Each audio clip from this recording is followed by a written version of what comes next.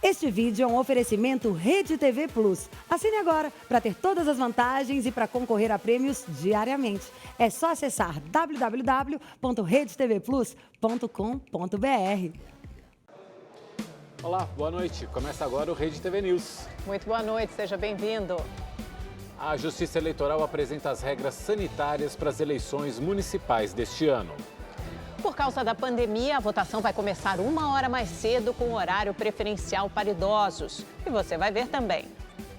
Ex-prefeito e candidato à Prefeitura do Rio, Eduardo Paes, é alvo de busca e apreensão e vira réu, acusado de receber propina de empreiteira. Brasil deixa de cumprir a meta de vacinação infantil pela primeira vez neste século. Conselho do Ministério Público decide punir o ex-chefe da Lava Jato, Deltan Dallagnol, por postagem sobre a eleição para a presidência do Senado. Um caminhão carregado de carne foi saqueado hoje de manhã, depois de tombar na rodovia Regis Bittencourt, na região de Itapecerica da Serra, na Grande São Paulo. O veículo vinha do Rio Grande do Sul e seguia para Leme, no interior de São Paulo.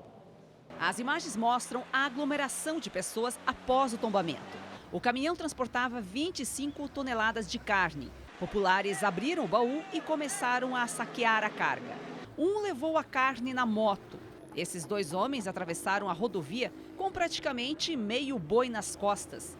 O motorista que passava pelo local precisou ter paciência para enfrentar mais de 10 quilômetros de congestionamento na pista em direção à capital. No sentido contrário, também houve lentidão. O acidente ocorreu na região de Itapecerica da Serra. A motorista disse que fez uma manobra brusca para não bater no veículo da frente.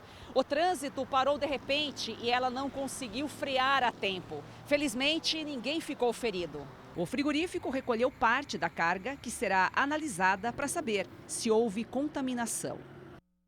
A Polícia Militar prendeu um homem que transportava 255 quilos de droga em um helicóptero no interior de São Paulo. O homem pousou o helicóptero numa área rural de Piedade, no interior paulista, e descarregou os pacotes com cocaína. Com a chegada dos policiais, o suspeito decolou e fugiu com a aeronave. Pouco tempo depois, o helicóptero foi encontrado junto ao hospital de campanha de Ibiúna, cidade vizinha a Piedade. Os agentes abordaram e prenderam o homem. Com ele, foram apreendidos 2 celulares, um GPS da aeronave e R$ 1.200. No total, os policiais apreenderam 255 tabletes da droga. O helicóptero e o suspeito foram reconhecidos por uma testemunha. O homem foi levado para a Polícia Federal de Sorocaba e indiciado por tráfico de drogas. A Polícia Federal fez hoje uma operação que investiga o contrabando de veículos superesportivos em Maringá, no interior paranaense. Na Operação Super Trunfo, realizada em conjunto com a Receita Federal, a Polícia Federal apreendeu uma série de veículos de luxo. Alguns modelos chegam a custar R$ 2 milhões. A investigação durou 2 anos. A polícia constatou que os envolvidos traziam os carros para o Brasil após fraude nos processos de exportação de veículos vindos da Europa. No Paraguai, alguns carros eram licenciados e usados em território brasileiro com placa do país vizinho. Na operação, a polícia cumpriu mandado de prisão preventiva, 2 de prisão temporária e 3 de busca e apreensão. A Justiça determinou o bloqueio de bens e contas bancárias vinculadas aos investigados no valor de R$ 15 milhões. 3 pessoas foram presas. Os envolvidos no esquema criminoso podem responder por contrabando, evasão de divisas, crimes fiscais e lavagem de dinheiro. Em São Paulo, a Polícia Federal realizou a Operação Parasitas contra fraudes em saques do auxílio emergencial. 2 pessoas foram presas. A repórter Estela Freitas tem os detalhes. Foram cumpridos 5 mandados de busca e apreensão e 2 de prisão preventiva aqui na capital paulista. De acordo com a Polícia Federal, as fraudes relacionadas aos saques indevidos do auxílio emergencial eram cometidas por uma associação criminosa que também já fraudava há 4 anos outros programas sociais, como o Seguro-Desemprego e o Bolsa Família. Essa organização contava com o auxílio de servidores públicos dos CRAS, que é o Centro de Referência em Assistência Social, que faziam os cadastramentos fraudulentos do benefício de auxílio emergencial E essas pessoas, né, imbuídas da prática criminosa, recebiam o cartão cidadão. Com esse cartão cidadão, faziam um pré-cadastramento do benefício e se dirigiam a uma lotérica já também ajustada com o crime para fazer a liberação da senha. Então, só para que fique claro, 12 mil cadastramentos feitos por funcionários de centros de referência e assistência social, com indicativos de fraudes. A investigação aponta que o grupo se apropriou de pelo menos 45 auxílios emergenciais. Os saques indevidos eram feitos em diversas agências bancárias da cidade e sempre na primeira hora em que os pagamentos eram liberados, para evitar que os beneficiários identificassem a fraude a tempo e os valores fossem bloqueados. Os envolvidos no esquema vão responder por furto qualificado e associação criminosa e podem pegar até 11 anos de prisão. Estela Freitas, de São Paulo, para o Rede TV News. O ex-prefeito do Rio de Janeiro, Eduardo Paes, do DEM, virou réu pela segunda vez. Segundo o Ministério Público Eleitoral, ele recebeu mais de 10 milhões de reais em vantagens indevidas durante a campanha de 2012. O grupo de atuação especializada no combate à corrupção do Ministério Público Eleitoral esteve cedo na casa do ex-prefeito na zona sul do Rio de Janeiro para cumprir mandado de busca e apreensão. Os agentes deixaram o local com documentos. A Justiça acatou denúncia do Ministério Público Eleitoral. Segundo o MP, Eduardo Paes recebeu 10 milhões e 800 mil reais do Grupo Odebrecht para o financiamento da campanha de reeleição à Prefeitura do Rio em 2012 via Caixa 2. Também foram denunciados executivos ligados ao Odebrecht e o deputado federal Pedro Paulo, na época chefe da Casa Civil da Prefeitura e coordenador da campanha de Paes. O ex-prefeito vai responder por corrupção, falsidade ideológica eleitoral e lavagem de dinheiro. Em março, ele virou réu na Justiça Federal por irregularidades na licitação para a construção do complexo de Deodoro para a Olimpíada de 2016. Eduardo Paes administrou a cidade por 2 vezes. Na semana passada, o Democratas oficializou mais uma vez a candidatura dele à Prefeitura do Rio. Em nota, Eduardo Paes afirmou que a ação de busca e apreensão é uma tentativa clara de interferência nas eleições e que a defesa vai se pronunciar quando tiver acesso aos detalhes do processo. Nós não localizamos a defesa do deputado federal Pedro Paulo, do DEM do Rio de Janeiro. Um dia de buscas por vítimas de afogamento no Rio de Janeiro. O corpo do adolescente João Carlos Torres, de 14 anos, foi encontrado na praia de Ipanema, na zona sul da cidade, e reconhecido por parentes no fim da tarde. Já o soldado do Exército, Maxwell Soares da Silva, continua desaparecido. Ele sumiu no domingo no bar da Barra da Tijuca, na zona oeste da cidade. E subiu para 16 o número de mortos por afogamento durante o feriado de 7 de setembro em São Paulo.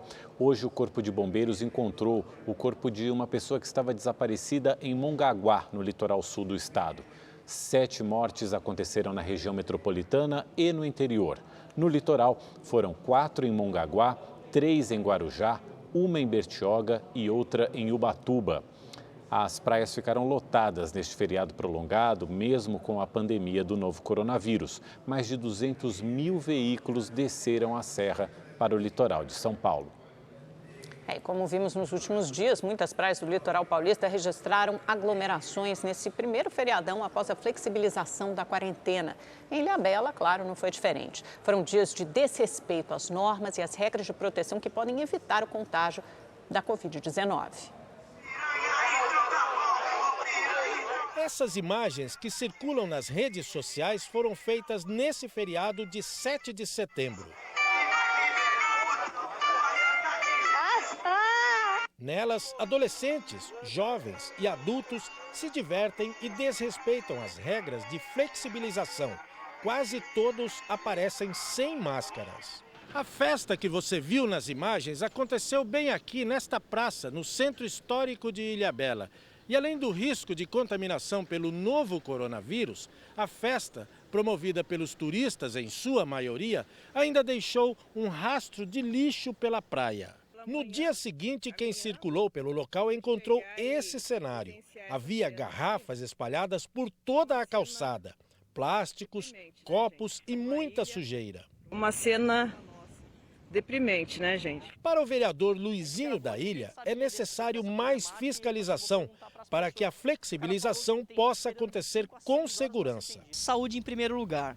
mas a economia tem que voltar, né? A gente tem que voltar a colocar o pão de cada dia para a nossa população. O que faltou foi conversar com o segmento, fazer ações de fiscalização, conselho tutelar, polícia militar, cronograma de atividade delegada, fazer ações preventivas e ações monitoradas, ou seja, aqui à noite ter polícia militar, ter a fiscalização, e não houve uma conversa. Então a prefeitura falhou muito e isso resulta no quê? No problema que aconteceu no feriado agora de 7 de setembro. Dias antes do feriado, a movimentação na balsa que liga São Sebastião à Ilhabela já preocupava. Segundo dados da Dersa, no último final de semana de agosto, a travessia teve movimentação de veículos maior que o feriado de carnaval. Mais de 5.400 veículos entraram na ilha. Com esse aumento, a prefeitura anunciou uma força-tarefa para evitar aglomerações e um grande número de turistas na cidade durante o feriado de 7 de setembro. Entre as ações estava o preenchimento de um termo de responsabilidade que incluía o uso de máscaras e a proibição de festas e concentrações. Mas parece que, na prática, as medidas não funcionaram. As imagens que circulam na internet não mostram a presença de guardas municipais ou da polícia militar. Nem o horário permitido de funcionamento de bares foi fiscalizado. A música rolou durante toda a noite com muita aglomeração. A polícia militar informou que nesse final de semana prolongado prestou 8 apoios aos agentes municipais de Ilhabela na fiscalização sanitária a estabelecimentos comerciais. Cenas como esta contrastam com a drástica decisão da prefeitura no início da pandemia. Em março, a cidade restringiu a travessia da balsa apenas para serviços essenciais. Por mais de 3 meses, a entrada e saída de moradores ficou limitada. Proprietários de casas na ilha ficaram proibidos de entrar no arquipélago. A medida foi derrubada pela Justiça em junho, após uma ação popular. O que a senhora achou? Teve pancadão aqui, muita festa, muita gente aglomerada? Daí é um descaso com a população, né? O ser humano, né?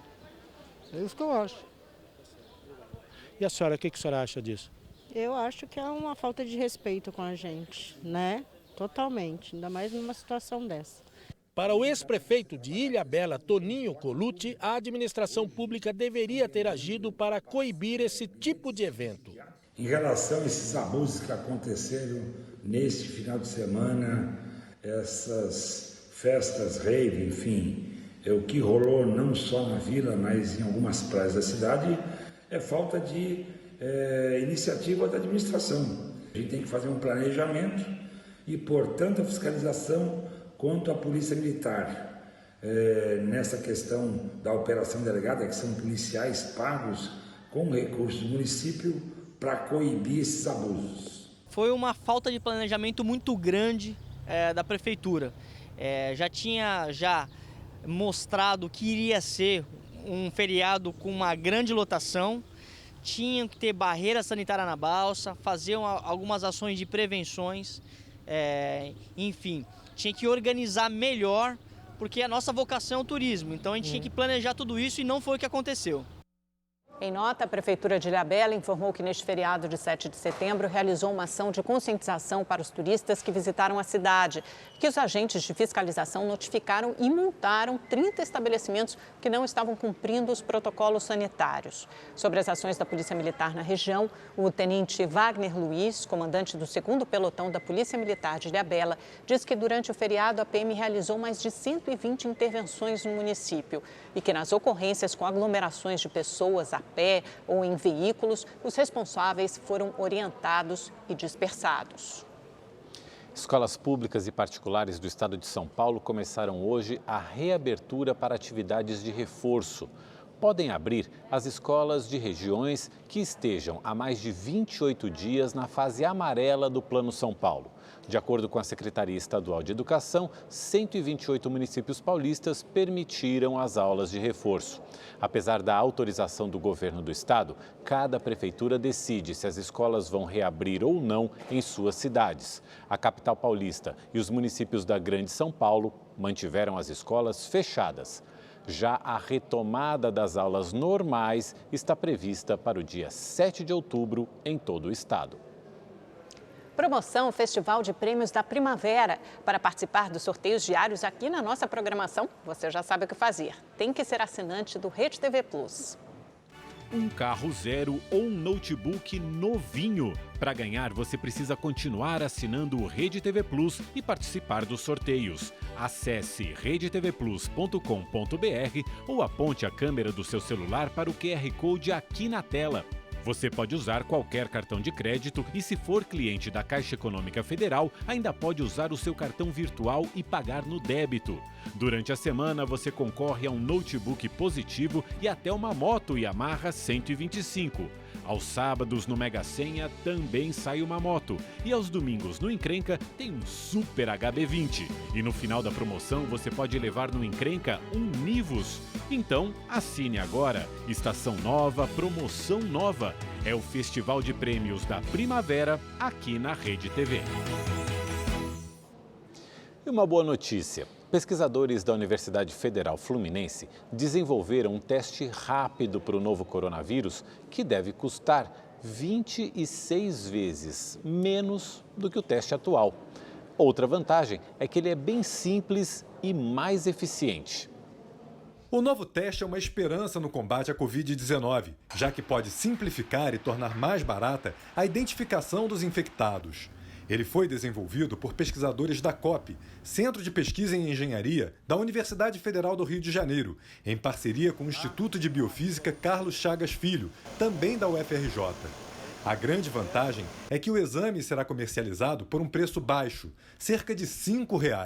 O teste rápido usado atualmente custa em média R$ 130, 26 vezes mais caro do que o desenvolvido pelos pesquisadores da UFRJ, que também é mais sensível para identificar a infecção. A gente consegue atingir em torno de 90% de acerto nos casos após 10 dias de sintomas e 100% após 20 dias de sintomas, enquanto que o teste que a gente utilizou para comparação no estudo atingiu apenas 72%.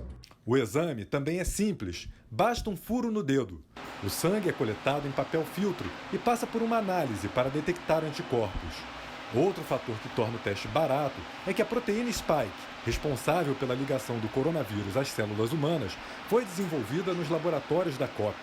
Apesar de não substituir o PCR, que detecta a carga viral, ele possibilita uma cobertura maior do que o antigo e permite a orientação das políticas de combate à pandemia. De uma maneira geral, os testes sorológicos eles são muito utilizados em inquéritos de vigilância epidemiológica.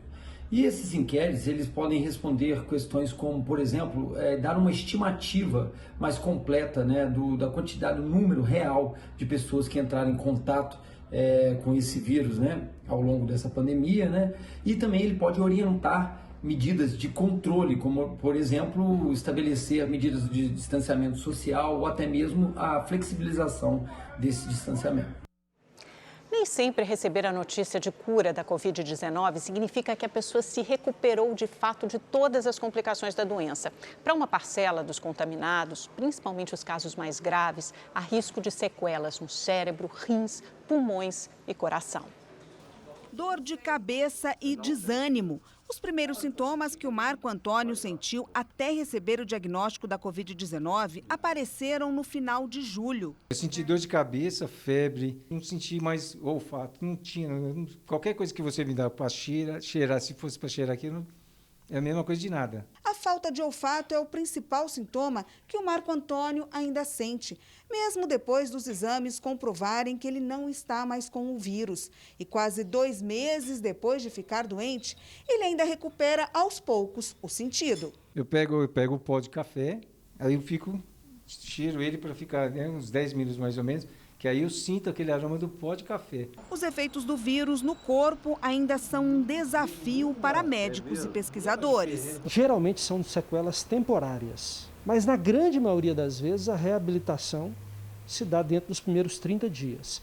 Agora, alguns casos se prolongam mais, mas até mesmo por ser uma doença muito recente, nós não sabemos quanto isso ainda pode durar. Mas a ideia é que haverá em todas as pessoas uma recuperação total. Agora, o que mais preocupa porque possivelmente serão sequelas que têm potencial até de serem definitivas, são os quadros de fibrose pulmonar, um quadro de falta de ar, e o tratamento disso acaba sendo com fisioterapia do pulmão. Por isso, segundo o infectologista, mesmo com a flexibilização, manter as medidas de prevenção contra a doença ainda é a melhor forma de evitar a disseminação do vírus e, consequentemente, um número ainda maior de pessoas infectadas. A única forma de garantir a segurança são são as mesmas recomendações. Se possível, fique em casa, evite aglomerados e mantenha sempre máscara com cobertura facial completa e um álcool gel para sempre higienizar as mãos. Mesmo depois de curado da Covid, o Marco Antônio continua usando máscara e mantendo o distanciamento social e torce para se recuperar logo. Não vejo a hora de abraçar minha esposa e sentir o cheiro dela de novo, novamente, né? Dela, da minha filha. E agora vamos aos números do último boletim do Ministério da Saúde sobre a Covid-19 no Brasil. O país tem mais de 3.397.000 recuperados. Outras 637.000 pessoas estão em acompanhamento.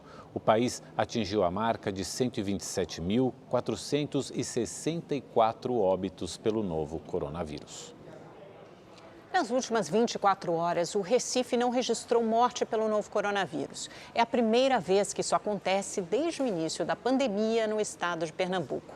Apesar da boa notícia, médicos alertam que a população precisa continuar com os cuidados de higiene, todas aquelas precauções e as medidas de proteção.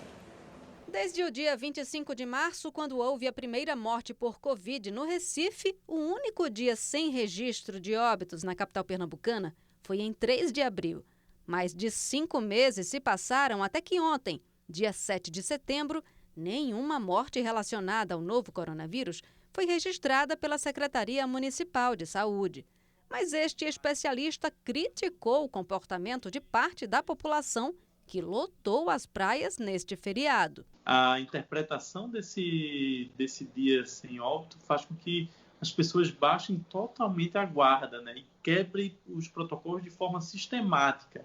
Isso é muito ruim, porque é exatamente nesse momento de fraqueza que há a possibilidade da segunda onda do vírus. Desde o início da pandemia até agora, o Recife registrou 32.029 pessoas infectadas pelo novo coronavírus.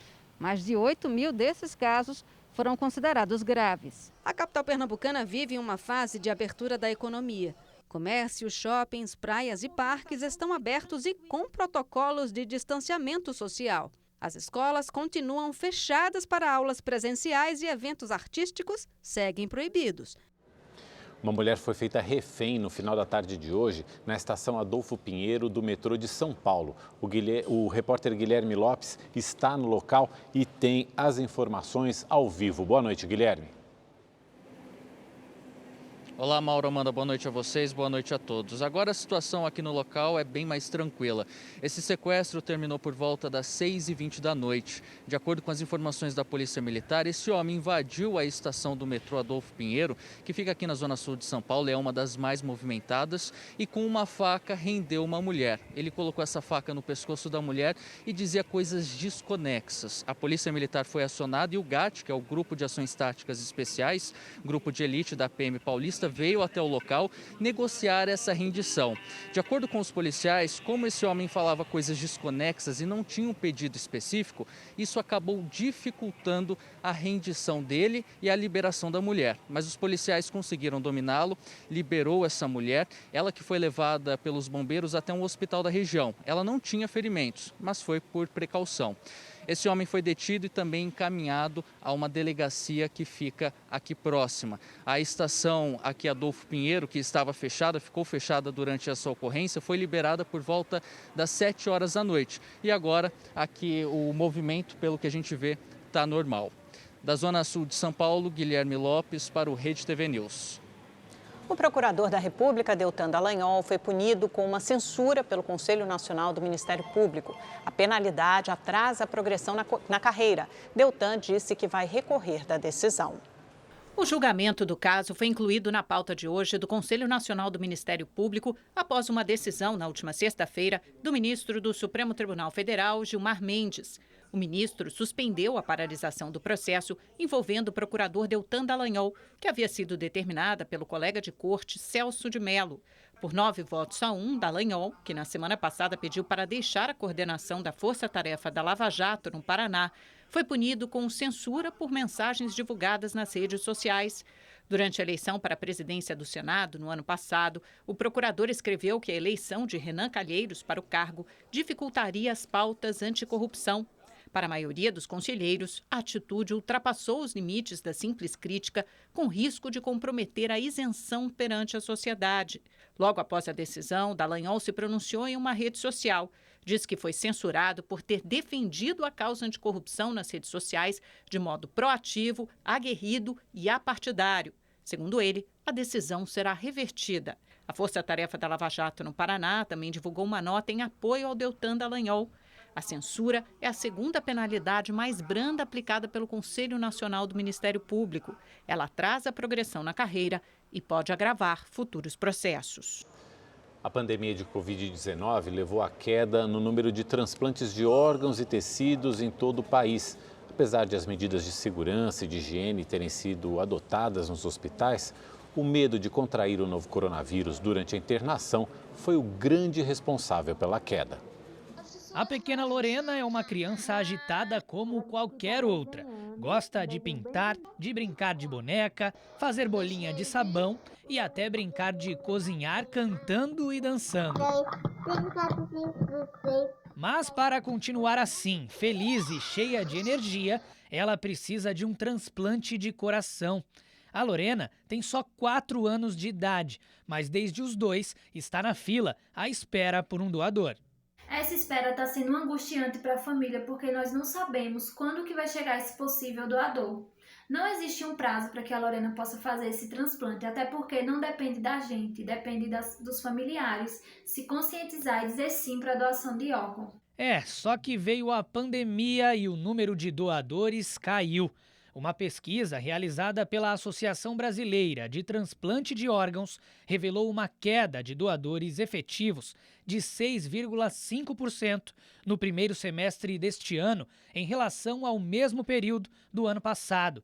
Essa diminuição foi verificada principalmente nas regiões Norte, Nordeste e Centro-Oeste. Essa queda do número de doações causou um aumento nas filas de espera de órgãos, de todos os órgãos, fígado, coração, pulmão, rim, como também dos tecidos. Tanto que no dia 30 de junho de 2019, nós tínhamos em média 35 mil pacientes nas filas de espera no Brasil. Em 30 de junho de 2020, já houve um aumento para mais de 40 mil pacientes nas filas de espera do nosso país. Para você ter uma ideia, neste semestre, comparado ao primeiro do ano passado, houve diminuição no número de transplantes de vários órgãos, como fígado, rim, coração, pulmão, pâncreas e, de forma mais acentuada, no transplante de córneas. Isso só aconteceu devido à suspensão das atividades de grande parte dos serviços. A Tayana espera por um coração novo há 2 anos, prazo que foi dado a ela como certo para a realização do transplante. Mas com um atraso na fila de espera, ela vai precisar aguardar mais um tempo. Por um lado, tem uma esperança muito grande, né? De dias melhores, de melhorar a qualidade de vida, de conseguir fazer as atividades habituais. Mas do outro gera uma ansiedade muito grande, né? Hoje eu não tenho esperança de fazer ainda esse ano o transplante. Acredito que, pelo que nós estamos vendo, não tem muito como prever isso para agora. No Facebook da Rede TV, você acompanha o nosso programa exclusivo Facebook Watch. O Histórias do Dia traz vídeos com conteúdo atual e de interesse do internauta. O Tribunal Superior Eleitoral apresentou hoje o plano de segurança sanitária para as eleições municipais deste ano. Haverá um horário preferencial para os idosos. Pessoas que tiveram febre nos 14 dias anteriores à votação não devem comparecer às zonas eleitorais. E quem não seguir as regras será impedido de votar. As regras de higiene foram determinadas pelo Tribunal Superior Eleitoral para evitar a disseminação do novo coronavírus. O protocolo de segurança foi elaborado por especialistas da Fiocruz e dos hospitais Albert Einstein e Sírio-Libanês. Uma das principais preocupações é com os idosos. Por causa disso, a votação, que antes começava às 8 da manhã, terá início às 7 e até às 10, a preferência de votação será para os eleitores com mais de 60 anos.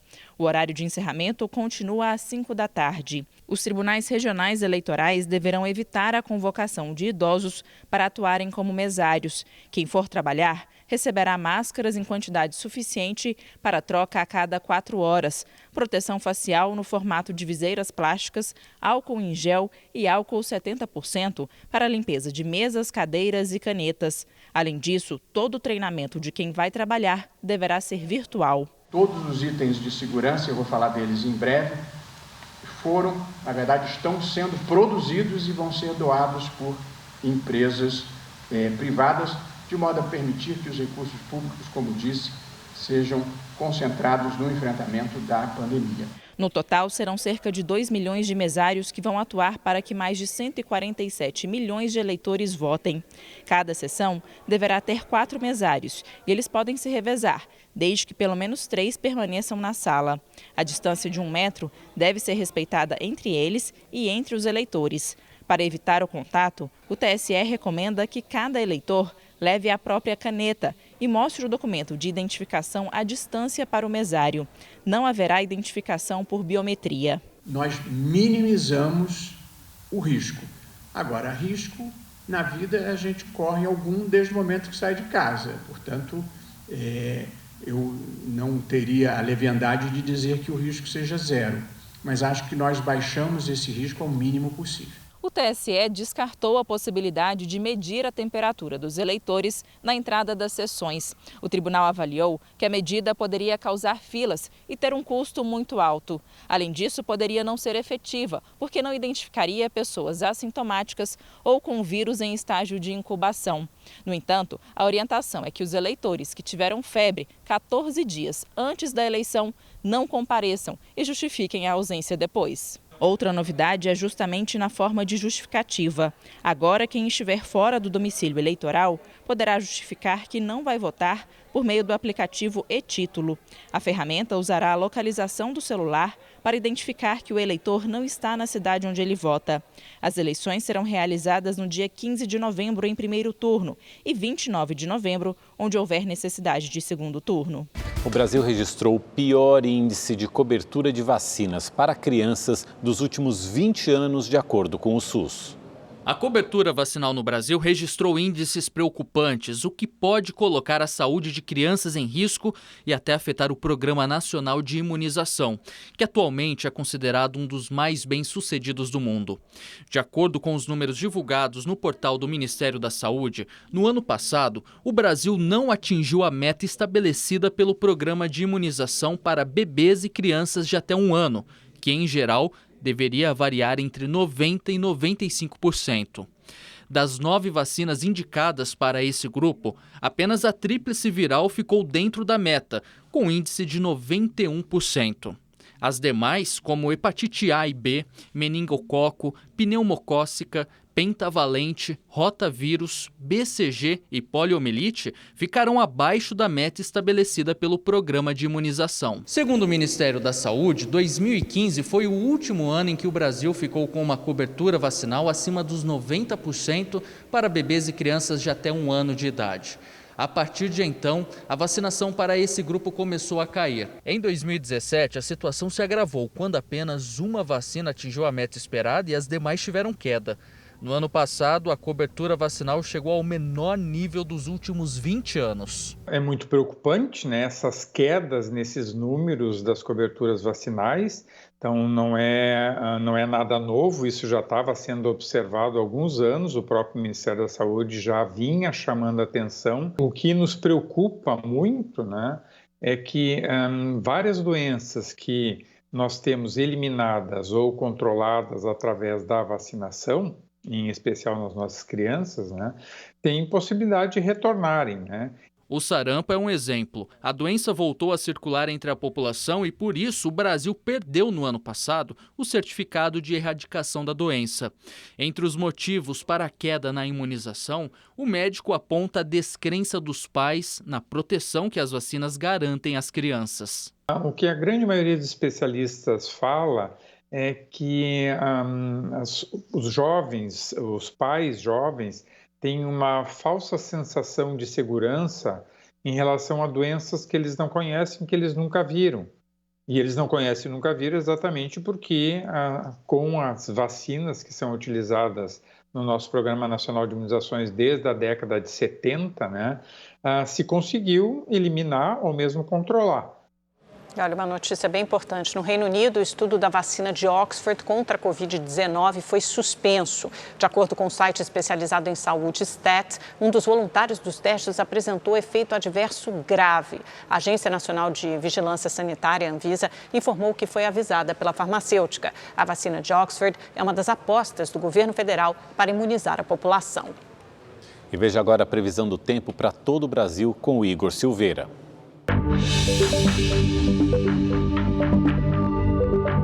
Olá, boa noite. A quarta-feira será com tempo quente e seco em toda essa área amarela do mapa. Só deve chover no extremo da região norte, partes do nordeste e também no sul.